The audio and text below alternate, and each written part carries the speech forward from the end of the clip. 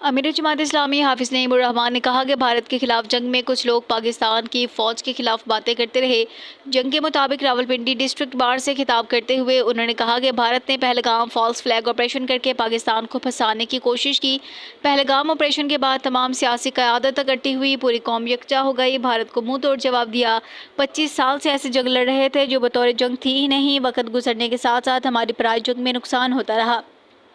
हमें अपनी ज़मीन को किसी की प्रॉक्सी के तौर पर इस्तेमाल नहीं होने देना चाहिए। अमेरिका से जो बात करें अपनी इज़्ज़त नफ्स का ख्याल रखें। अमीर जमात इस्लामी का कहना था कि वकला बरादरी आईन और कानून की हिफाजत में रीढ़ की हड्डी की हैसियत रखती है। ऐसी कोई कोशिश जिसमें अदालत को अंगूठे के नीचे लाया जाए काबिल कबूल नहीं। बार एसोसिएशन हकीकी जमहूरियत की जद्दोजहद में हर अव्वल दस्ता है। मुल्क को बहरानों से निकालने के लिए सबको अपना किरदार अदा करना होगा।